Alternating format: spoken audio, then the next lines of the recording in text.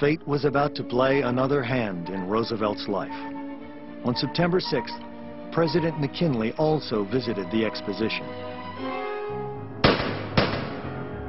While shaking hands with admirers, he was shot by an assassin. For over a week, McKinley's life hung in the balance. But just when recovery looked hopeful, he suddenly died.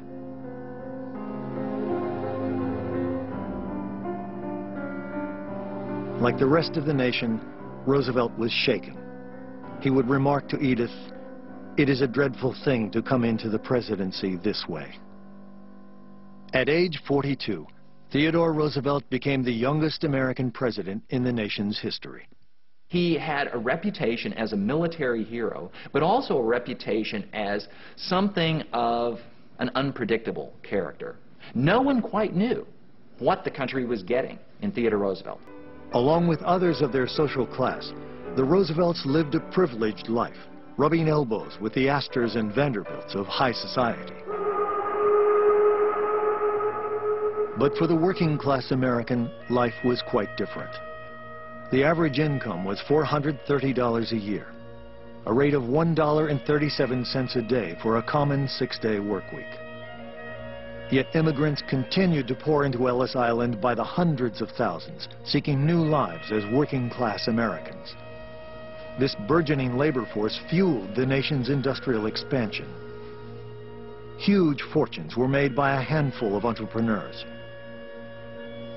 John D. Rockefeller was worth almost $1 billion.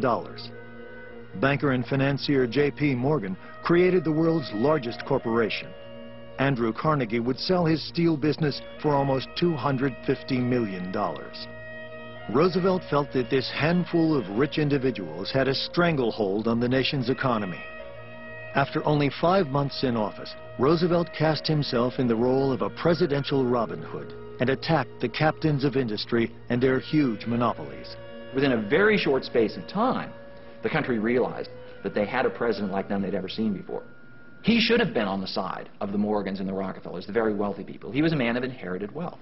But he wasn't. In fact, he opposed the captains of industry. And so when Roosevelt denounced the malefactors of great wealth and the criminal rich, he knew perfectly well what he was doing. And he knew that for every vote that he lost in the silk-stocking Republican districts, he would gain 10 votes in the rest of the country.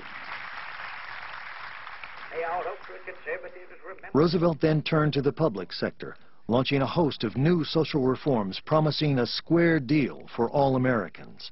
What he meant was a fair deal, that everybody should have a fair chance to do things, a fair chance to rise and be successful, and to have a fair shot at earning a decent living and supporting his kids and bettering himself and bettering the country.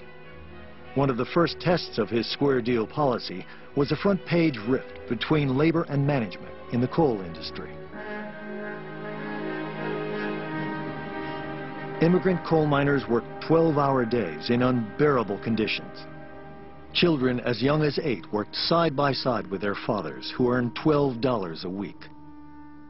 In the spring of 1902, 140,000 miners walked off their jobs in northeastern Pennsylvania, demanding an 8-hour day and improved working conditions.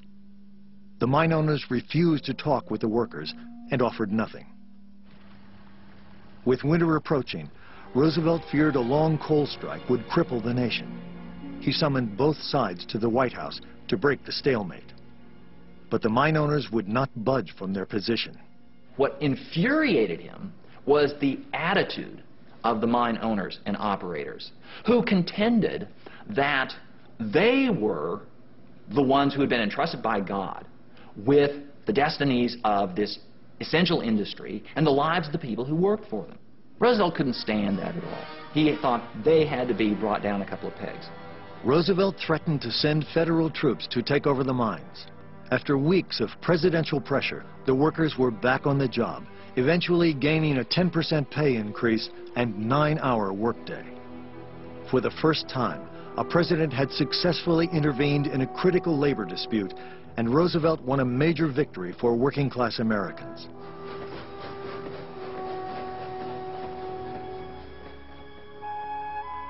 The growing nation had a monstrous appetite for raw materials, and lumber was consumed even faster than coal.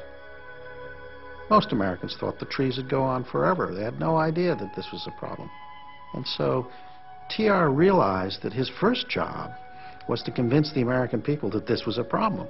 And he hammered away at the people with, the environment is for all of us, not just for the few. One of the things he once said was that our grandchildren will not blame us for what we have used, but what we have misused. During his term as president, Roosevelt set aside 230 million acres in national parks, forests, monuments, and game preserves. That's 84,000 acres for every day he was president.